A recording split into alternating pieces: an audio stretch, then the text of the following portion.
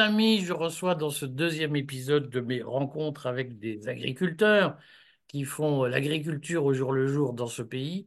Je reçois Jean-François Chapreau, qui est un ami de Michel Maffezoli, bien connu de notre chaîne.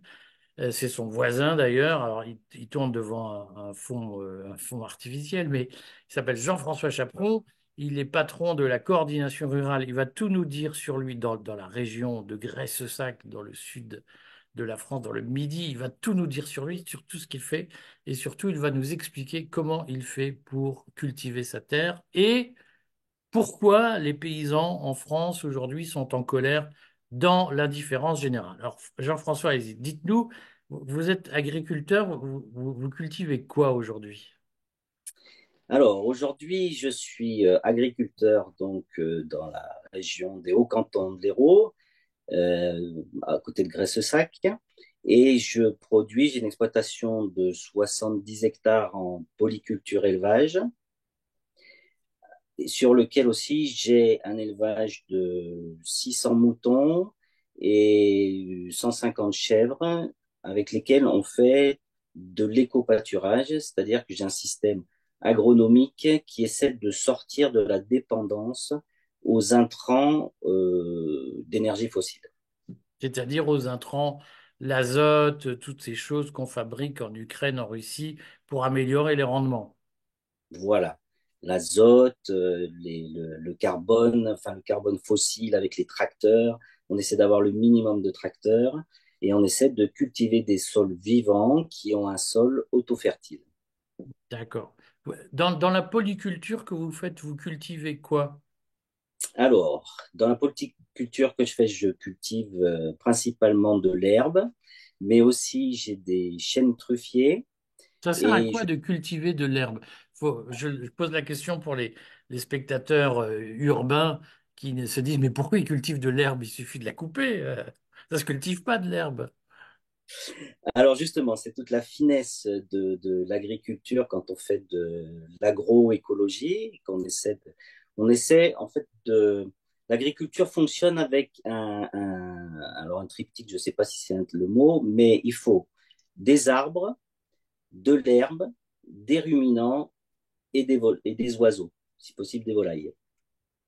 Et quand on crée ce système complexe, ça permet d'avoir un sol qui est vivant, qui est la partie immergée de l'iceberg, c'est-à-dire que 60% de la vie sur Terre se passe dans le sol.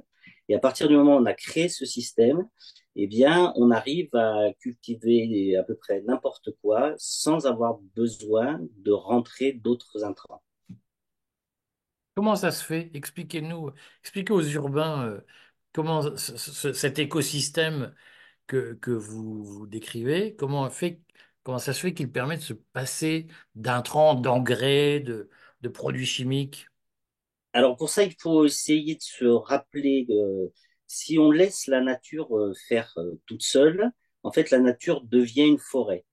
Donc il y a des arbres qui se mettent à pousser et au niveau de ces arbres, il faut une canopée qui empêche le soleil d'être trop violent, mais les arbres font de la photosynthèse comme tous les végétaux, donc ils transforment en fait le gaz carbonique qui est dans l'air, ils le transforment en sucre et ils vont utiliser ces sucres et ça va leur permettre de puiser dans le sol les éléments minéraux ou minéraux composés euh, pour créer la vie. Donc ça, c'est la forme où si on laisse la nature faire toute seule, elle fait comme ça. Sauf que la nature, quand elle est comme ça dans la forêt, elle aime pas trop l'humanité. Parce que l'humanité, elle a tendance à grandir un petit peu trop et de déséquilibrer cet équilibre. Donc, pour que Donc elle l'humanité pioche puisse... trop.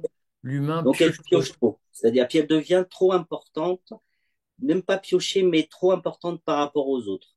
Tout est un équilibre. Les insectes, les virus, les bactéries, les champignons, tout doit vivre en équilibre.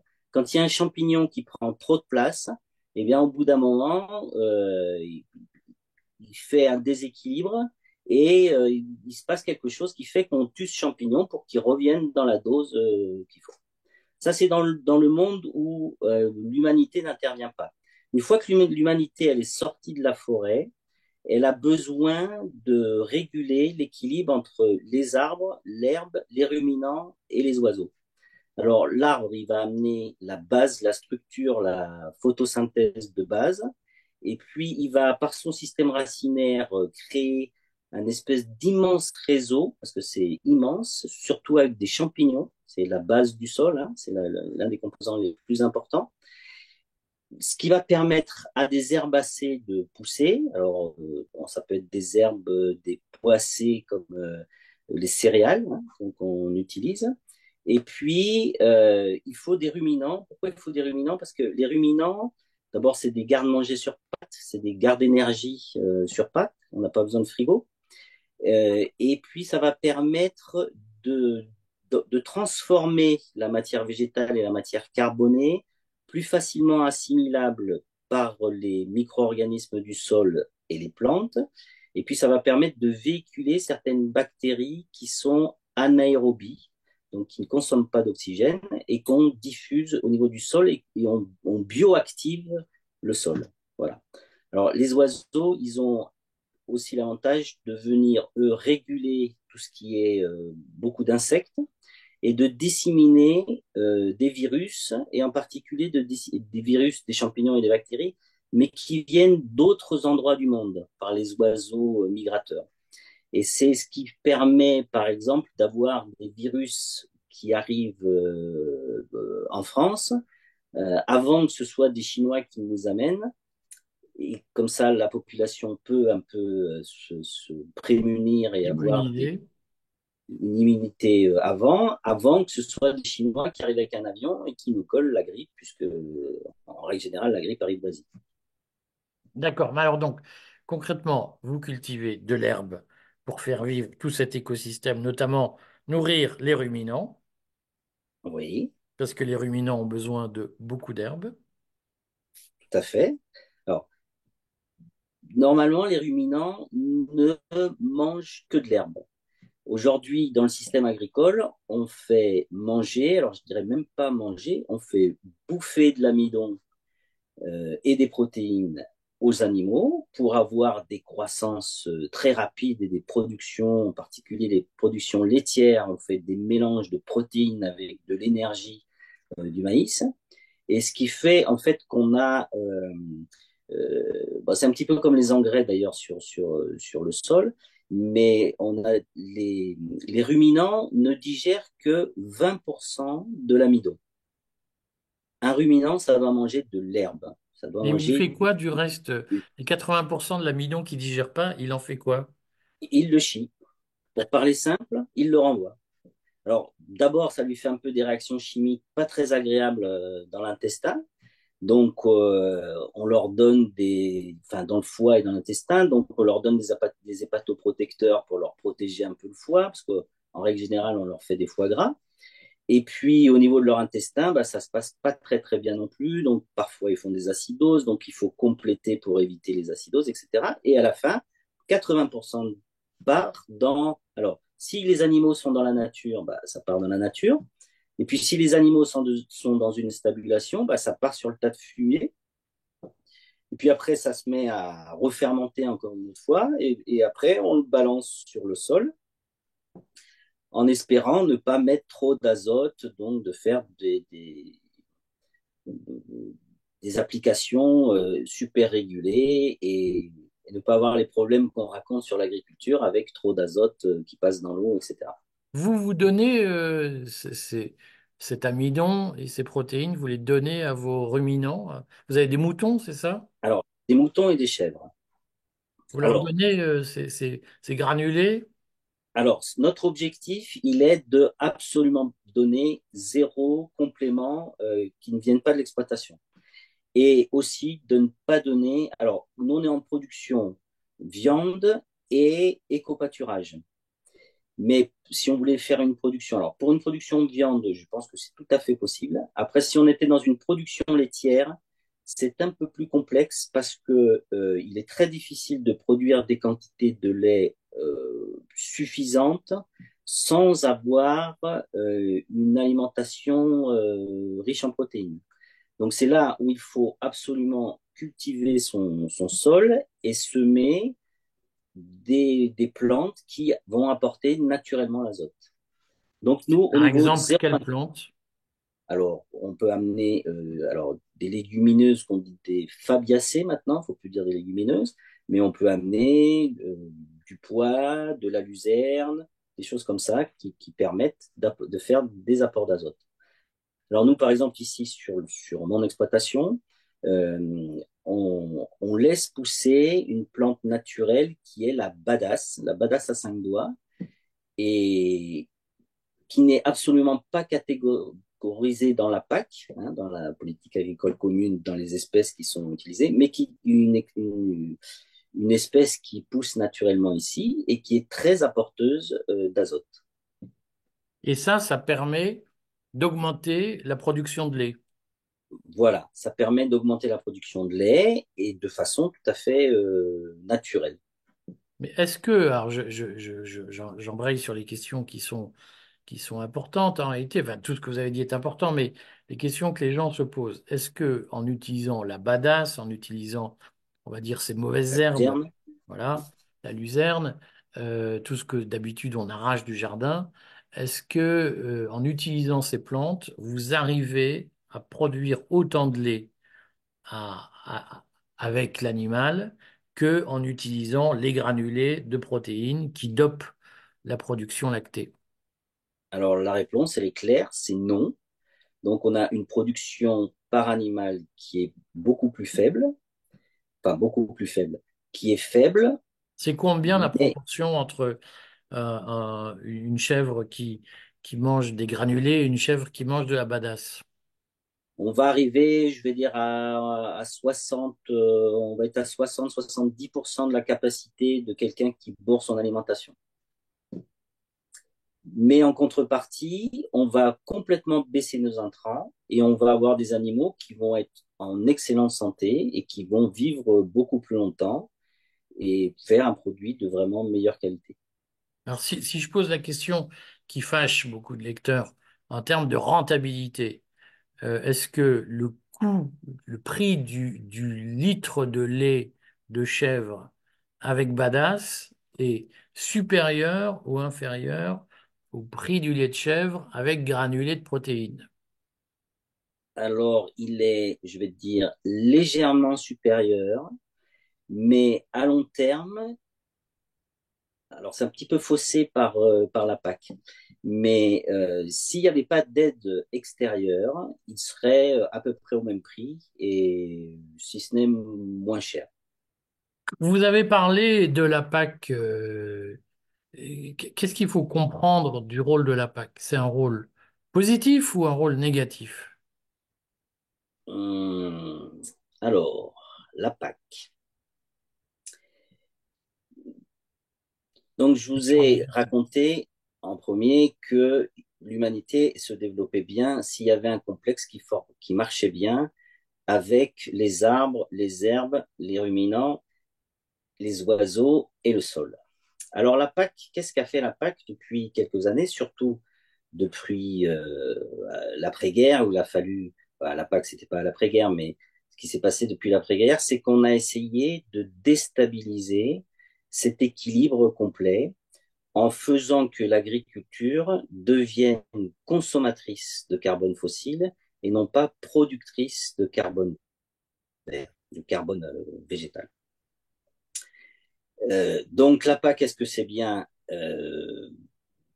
Ben non, parce qu'elle a complètement dirigé les agriculteurs à produire d'une certaine façon, qui les a rendus complètement esclaves des intrants. C'est pas plus compliqué que ça. Parce qu'il y a des exigences de productivité. Oui, mais ces exigences de productivité ont été plus ou moins construites. Quand on vous raconte aujourd'hui que c'est la catastrophe, qu'on ne va pas pouvoir nourrir la planète, c'est absolument faux. La planète est plutôt en surproduction qu'en sous-production. Avec, alors, je vais carrément parler au niveau mondial. Au niveau mondial, quand on vous dit, ah, mais on va pas pouvoir nourrir 8 milliards d'habitants, c'est faux. On peut nourrir avec exactement la même surface agricole et des bonnes pratiques agricoles, on peut nourrir 45 milliards d'habitants avec une dose de protéines, sucre, graisse et des calories nettement suffisantes. Aujourd'hui, on a un monde où on est gras comme des cochons, on est malade, euh, mais on n'est pas en manque d'alimentation. Il y a une partie des gens, les seuls endroits dans le monde où il y a une sous-alimentation, c'est un problème géopolitique, mais c'est pas un problème de production. Donc ça signifie que, selon vous, même en Afrique, même dans le Sahel, on peut produire suffisamment de nourriture naturellement pour ne pas avoir à créer des situations artificielles. Voilà. Alors, le Sahel, c'est un petit peu particulier parce que on a cassé complètement ce système avec les arbres, l'herbe, les moutons, enfin les ruminants et les insectes. Donc, il faudra quand même du temps pour le reconstruire.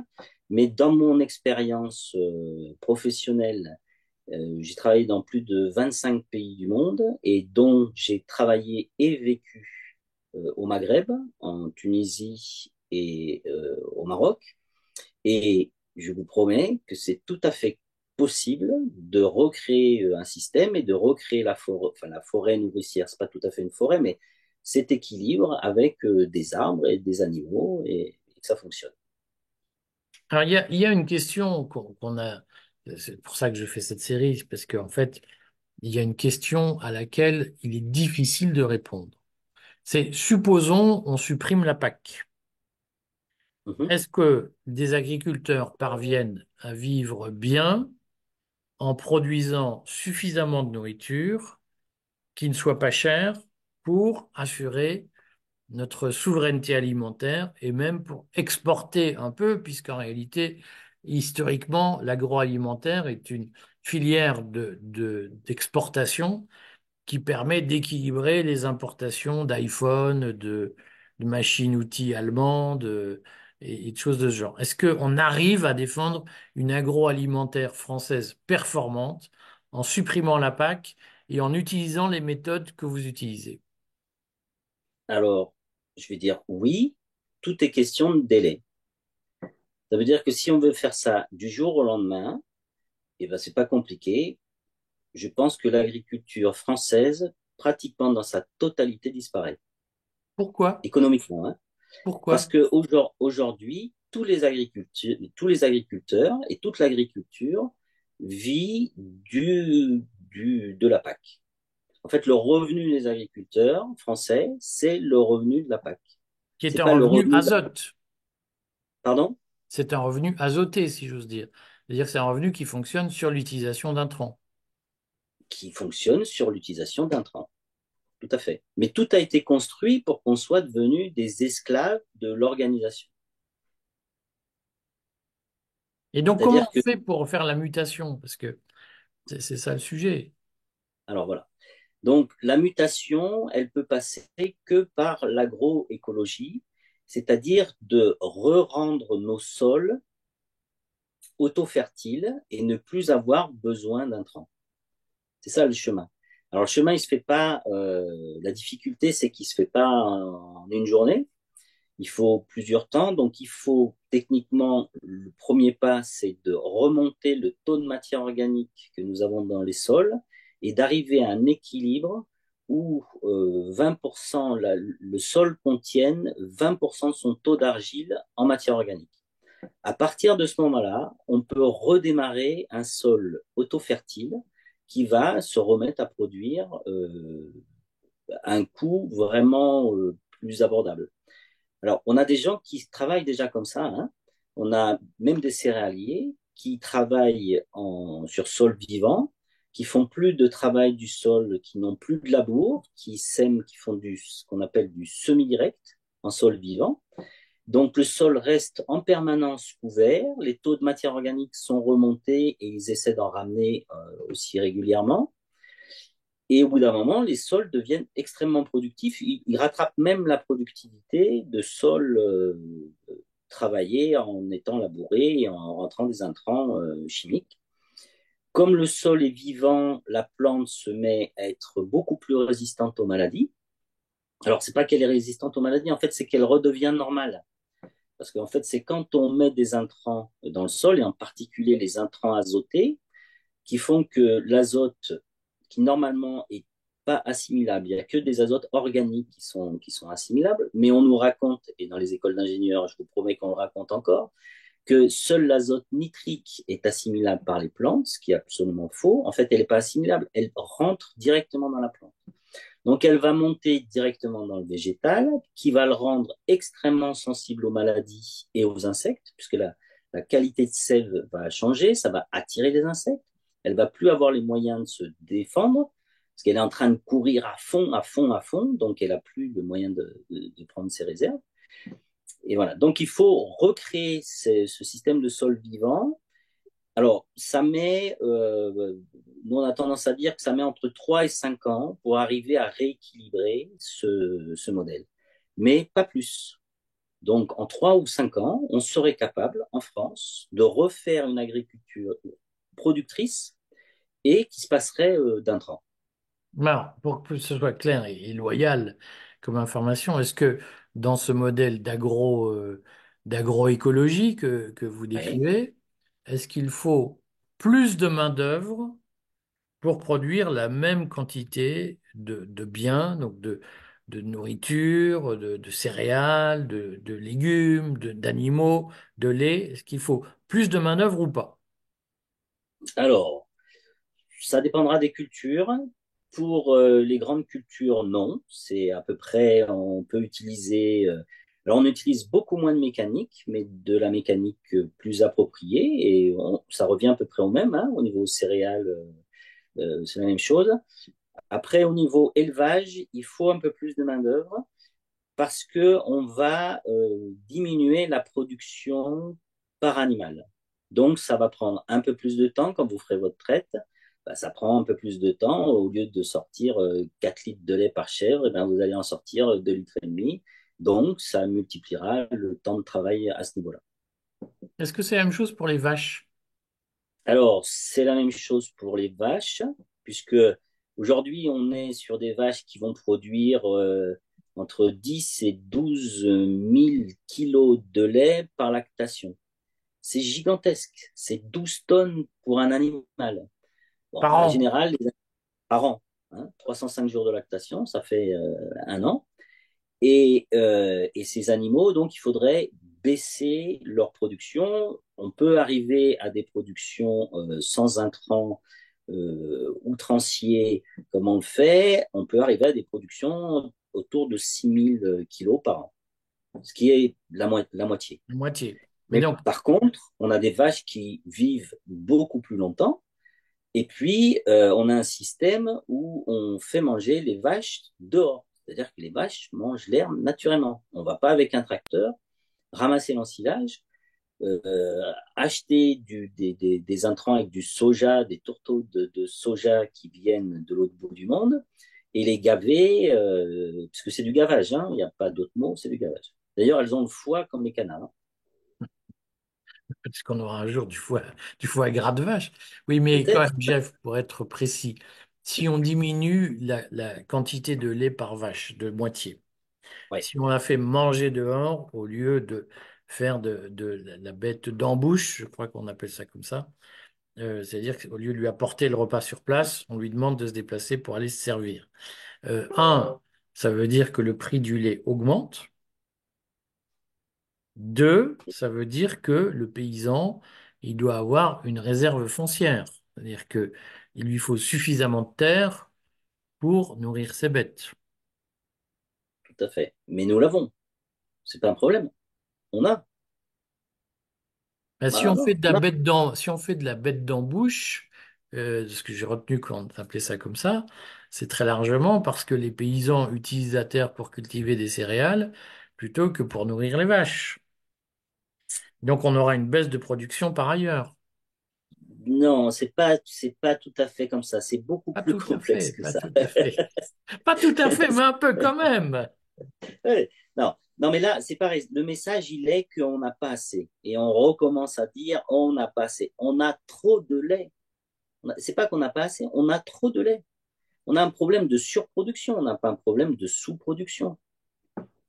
On régule les marchés et on fait croire qu'à des moments, on a des problèmes de lait, d'approvisionnement, etc. Mais c'est pas vrai. On consomme beaucoup trop de lait.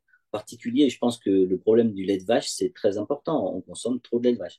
Il vaudrait mieux avoir beaucoup plus de lait de brebis et de lait de chèvre. Bon, ça, c'est autre chose. Mais quand on prend par le prisme où on présente les choses, on dit voilà, il faut tant d'hectares pour une vache et tant d'hectares pour de la production céréalière.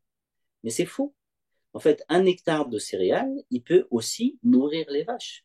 Parce qu'une production de céréales, c'est 8 mois, 6 mois, ça dépend du type de céréales qu'on plante, enfin qu'on sème.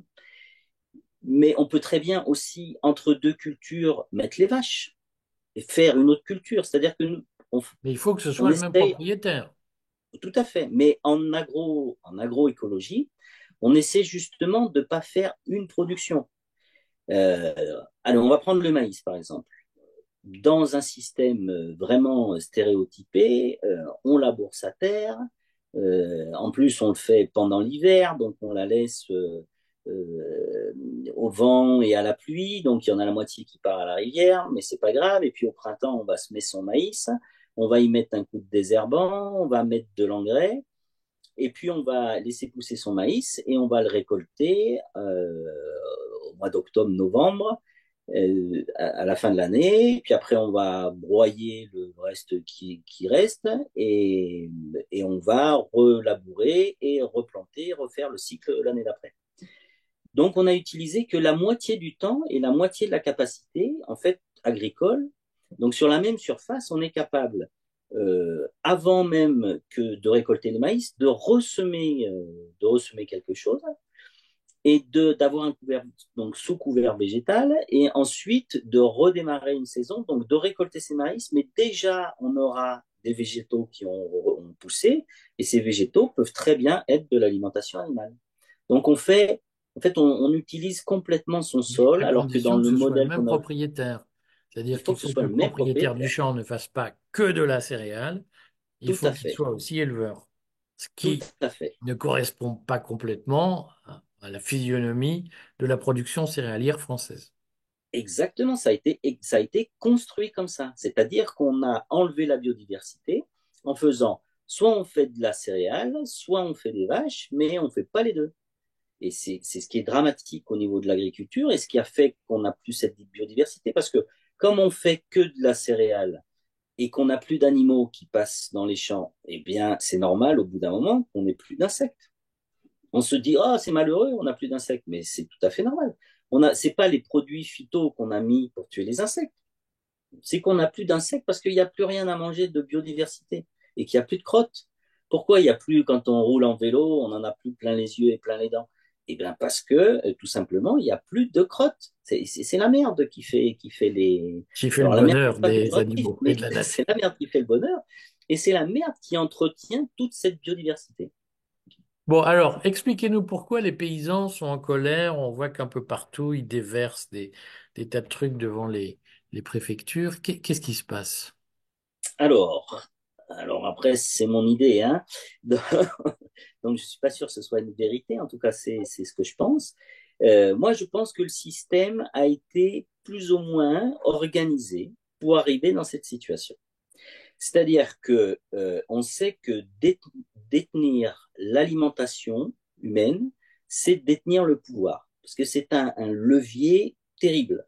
C'est le levier énergétique de l'alimentation, enfin, du fonctionnement des humains. Quand vous avez ça dans votre poche, vous faites ce que vous voulez. Vous pouvez être Dieu parce que vous pouvez manipuler toutes les populations. Et j'irai encore plus loin. Moi, je pense qu'il y a vraiment une volonté de transformer l'alimentation humaine pour les rendre un petit peu plus teubés et plus malléables que possible. Mais ça, c'est du C'est-à-dire, complotisme. tout à fait, mais je ne Bon. suis même pas complotiste, je pense que je suis conspirationniste. Donc, C'est je moins grave, pense c'est moins grave. Donc, je pense qu'il y a une volonté. Alors, je ne sais pas si c'est des gens, si c'est un groupe, si c'est la raison pour laquelle je ne sais pas comment ça fonctionne, ou si c'est une énergie, ou on ne sait rien. Mais on voit tout à fait dans l'évolution de l'alimentation après-guerre, une alimentation qui est de plus en plus riche en sucre, en hydrates de carbone et en sucre. Et on sait que le sucre, c'est la meilleure des drogues. Alors, je vais donner des exemples précis. Aujourd'hui, dans l'alimentation, les industriels poussent à fond, et c'est déjà aux États-Unis, mais ça arrive en Europe, mais aux États-Unis, ça fonctionne comme ça.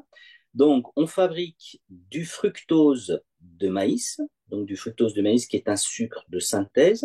Hmm. C'est un nom fructose, mais c'est un sucre de synthèse, et qui est fait à partir de l'amidon de maïs. Et ce truc-là, on en met partout.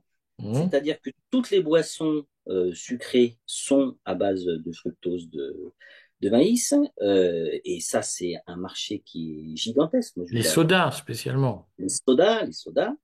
Et toute l'alimentation, on arrive même maintenant à mettre, quand on vend du maïs en boîte, ils rajoutent en plus du sucre dedans, du fructose dedans. Et ça vous bousille le cerveau, et ça bousille le foie, et ça bousille le pancréas. Et ça vous rend les populations des zombies.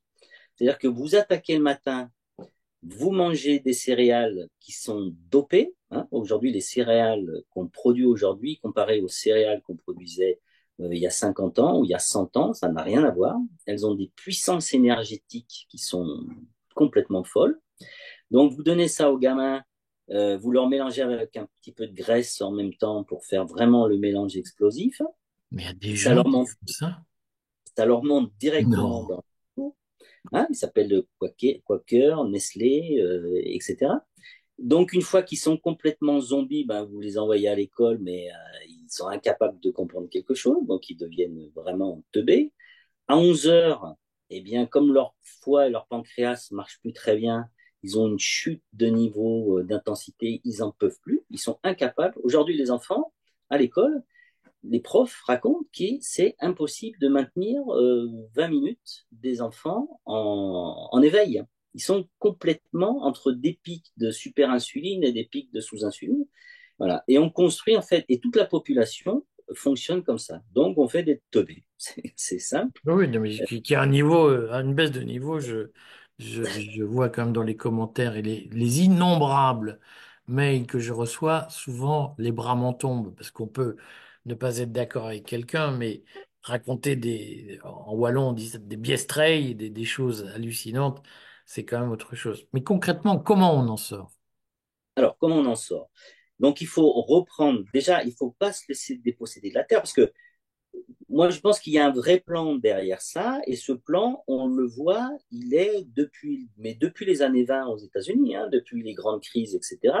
Mais ensuite, vraiment, dans les années 80, ça a été le grand chamboulement. C'est-à-dire que on a créé en fait un système qui est en équilibre, mais qui n'est pas auto-fertile, qui ne peut pas suffire à lui-même. Donc, au bout d'un moment, bah, vous changez des paramètres, comme c'est vous qui tirez les ficelles avec les intrants et le prix des intrants. Vous tirez les ficelles, donc vous ruinez les gens économiquement. Donc, les agriculteurs se retrouvent ruinés et vous leur dites, eh ben, écoutez, c'est pas grave, ce qu'on fait, c'est t'es ruiné, enfin, surtout, t'as plus de trésorerie. Tu nous vends ta terre, donc on la récupère. Nous, on te donne du cash. Et puis, comme ça, tu peux te payer une grosse batteuse, tu peux te payer un gros tracteur, tu dois voir, c'est l'éclat dedans, tu as un joystick, tu t'amuses, tu as l'impression de puissance, tu es heureux, tu es un mec heureux. Et puis, tu Il y a produis ce des qu'on te dit. paysans qui ont ce sentiment-là. Ah oui, oui, c'est un sentiment. Moi, quand j'avais 16 ans, il fallait m'enlever la clé du tracteur pour pas que je continue à rouler toute la nuit. C'est un plaisir. Faut dire ce qu'il est. Tu Non, vois, mais j'ai pas le permis, alors je peux pas savoir. pas besoin de permis pour agriculteur. Il faut Ah être bon? déclaré. Ah, En France, on peut conduire un tracteur à sans partir avoir de le permis 16 voiture. ans, à partir du moment où on est à la mutualité sociale agricole. Voilà, donc le Et qu'on chemin, mais cotise au coût des accidents. le chemin avance de la même façon en Europe. En Ukraine, c'est exactement ce qui s'est passé. Aujourd'hui, alors je ne sais pas si c'est que pour ça, mais c'est au moins une raison de ça. L'Ukraine a été achetée en grande partie par des milliardaires et des systèmes, des BlackRock et des Vanguard et tous ces potes, qui ont quand même acheté beaucoup de terres agricoles pour produire. Quand même assez extraordinaire que il y a 2 ans, alors que la France est un grand producteur d'huile de tournesol, on n'avait plus d'huile de tournesol. On en arrive à des situations qui sont ubuesques. Bon. Je trouve ça passionnant. On refera une interview, mais ce qui m'intéresserait, c'est quand même que vous nous disiez le mot de la fin. Concrètement, est-ce qu'il faudra beaucoup d'efforts pour s'en sortir, pour retrouver notre souveraineté alimentaire, parce qu'en réalité, c'est ça le sujet. Et est-ce que les prix vont augmenter ou la qualité de vie des paysans baisser? Et est-ce qu'il va falloir forcer des gens à aller travailler dans les champs pour se passer des intrants, puisque vous le soulignez très bien, la clé de voûte, c'est les intrants qui permettent de tenir le système. Alors, est-ce que ça va être difficile? Moi, je crois pas que c'est difficile. Moi, je crois que l'agriculture, la vraie agriculture et écologie, c'est quelque chose alors, c'est plus complexe, ça demande de réfléchir, ça demande d'observer, mais ça ne demande pas plus de travail. Quand on fait de l'agriculture de bourrin, il suffit juste de suivre la méthode. On te dit, tu laboures, tu fous ton engrais, tu mets ton désherbant, etc. C'est tout simple. Quand on va faire de l'agroécologie, il va falloir que chaque agriculteur reprenne en main sa vie de paysan et regarde son sol, regarde ce qui va pousser, pourquoi les adventices, donc les autres plantes, vont se mettre à pousser, pourquoi c'est là, et s'adapter. Ça veut dire que chaque agriculteur va redevoir vivre son sol et va redevoir réfléchir à ce qu'il fait. Voilà. Il va C'est devoir dans ce redevenir sens-là. paysan. Voilà, c'est dans ce sens-là, parce qu'aujourd'hui, c'est des entreprises de travaux publics.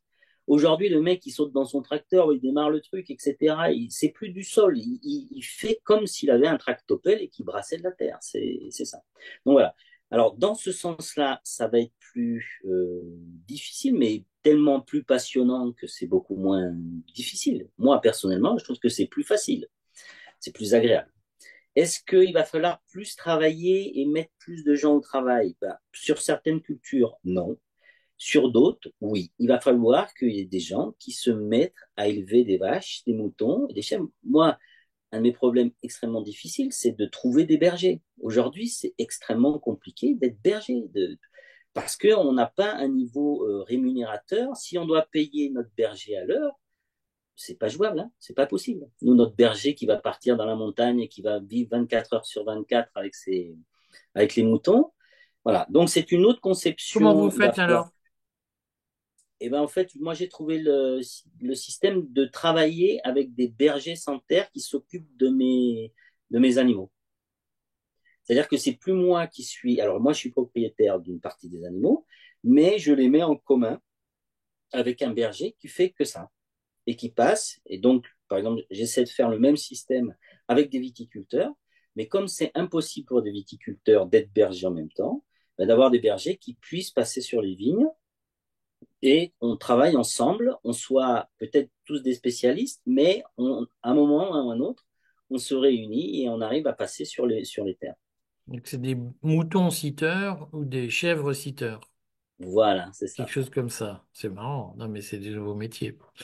Bon, Donc moi, c'est un nouveau métier, hein. C'est un ça nouveau rapporte concept. combien d'être mouton citeur?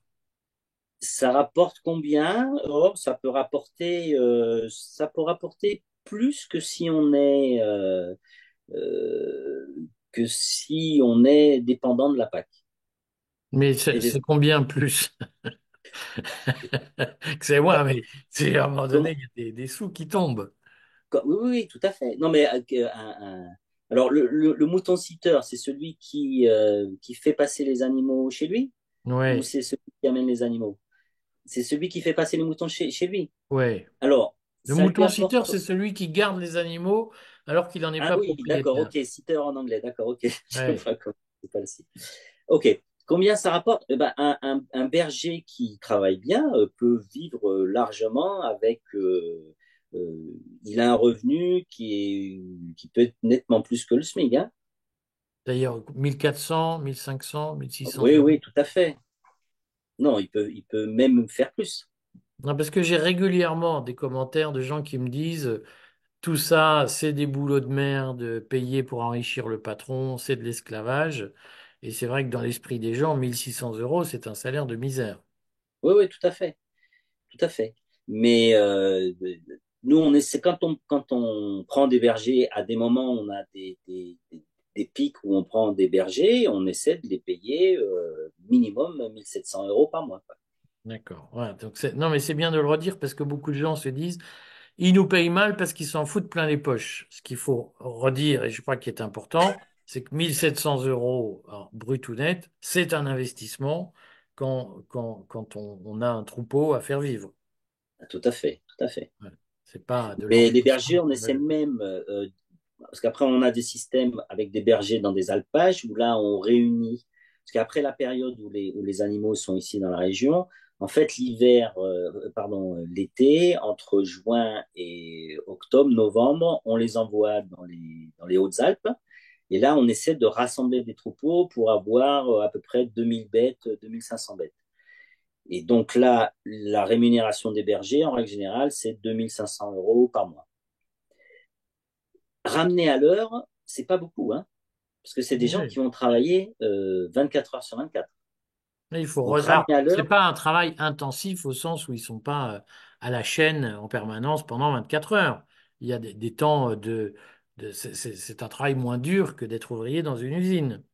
c'est un travail méditatif, oui, bien sûr. Non, mais il faut non, mais c'est pour que les gens qui écoutent et qui ont. Parfois, je lis, pas vous, mais je lis des commentaires, je me dis, mais c'est 5% les commentaires. Mais parfois, dans les commentaires, on a des remarques d'un simplisme inouï en disant salaud, pas salaud. Ah, le gars qui me dit qu'il fait travailler 24 heures sur 24 en berger pour 2 500 € par mois, c'est un salaud, il exploite les gens. Je sais que je vais avoir des commentaires de ce genre. Il devrait être payé au moins Voilà. 4 ou 5 000 € par mois. Est-ce que vous pourriez payer un berger 4 000 € par mois? Est-ce que je peux... Alors aujourd'hui, je ne pense pas que je pourrais payer un berger 4 000 € par mois, mais dans mon idée, dans mon travail, par exemple, moi, j'embauche des bergers qui ont leurs propres moutons eux-mêmes, et après, à eux de se faire leur rémunération. Bon, c'est bien de Parce le que redire l'idée, pour que les gens mesurent que la vie, c'est pas hop, hop, mais vous avez qu'à payer plus et on viendra bosser. C'est un peu plus compliqué que ça. voilà. Donc, le système justement pour que les bergers soient suffisamment rémunérés, c'est que les bergers soient eux-mêmes bergers et propriétaires de leurs animaux, qui complètent leurs revenus et qui prennent en fait en pension des animaux. Voilà, et on rétribue à la pension plutôt qu'au salaire, parce que on est tout à fait d'accord sur les systèmes de la sécurité sociale et des charges et des choses comme ça. On a un système de sécurité sociale qui tue le business. Il n'y a pas de problème. C'est comme ça qu'on tue. On charge à perdre l'argent. Donc, il vaut mieux que les gens se fassent leur propre sécurité sociale et leur propre organisation. Bon, redites-nous les fonctions syndicales que vous nous avez pas dites, mais qui sont importantes. Mais c'est bien parce que aujourd'hui, j'intervenais pas pour.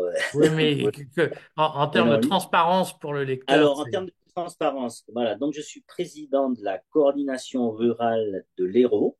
Hein, je suis juste au niveau départemental pour donc l'instant. pour ceux qui savent pas, l'Hérault, c'est dans le Midi, Voilà. sur la C'est là où il y Méditerranée. a Montpellier, Béziers et Graisse-Sac. Voilà. Grèce-Sac qui est entre les deux, je crois. Un peu au-dessus. Ouais, qui est un peu à l'est, au nord, au nord-ouest. Et donc, la coordination rurale est le premier syndicat français agricole, parce que, enfin, d'agriculteurs, pardon, pas agricole. Donc, c'est le seul syndicat qui est 100% agriculteur. Pour être à la coordination, il faut être agriculteur. Et c'est le deuxième syndicat français après la FNSEA. La FNSEA n'étant plus un syndicat d'agriculteurs, c'est un syndicat agricole où une grande partie sont des salariés de l'agriculture, des salariés du milieu agricole, on va dire, et des agro-industriels. Bon, j'espère que vous reviendrez et que qu'on en reparlera parce que en fait, d'abord, je dis ce qu'on a évoqué avant l'interview, c'est que le premier problème des Français, c'est de savoir ce qu'est être paysan, puisque c'est devenu tellement exotique que, ah bon, les bêtes, elles mangent de l'herbe. Et où trouve-t-on l'herbe? Ah bon, il y a des tourteaux de soja qui viennent du Brésil. Ah bon? Et ah bon, on fait de l'insémination. En fait, le métier de paysan, et c'est probablement le problème des syndicats paysans, c'est qu'ils n'ont pas compris que le métier de paysan est devenu un mystère pour beaucoup de gens et que l'urgence, c'est pas de faire des théories, c'est d'expliquer ce qu'on fait au jour le jour, parce que il y a aujourd'hui une série de clichés, je vais retourner à la terre, le sens de la vie, le blablabla, et la difficulté du métier de paysan au jour le jour, peu de gens l'imaginent. Et peu de gens la comprennent, en grande partie parce qu'ils voient jamais de paysans, ils voient éventuellement la campagne, mais le gars qui bosse et qui se courbe le dos pour ramasser ses légumes ou qui, le berger qui passe la nuit avec son troupeau, c'est quelque chose qui est devenu mystérieux. Et je crois que l'enjeu, c'est quand même de l'expliquer parce que c'est la grande inconnue. Bon, on se revoit bientôt, Jeff. Avec un grand plaisir. Allez, ben merci beaucoup et à bientôt. Merci.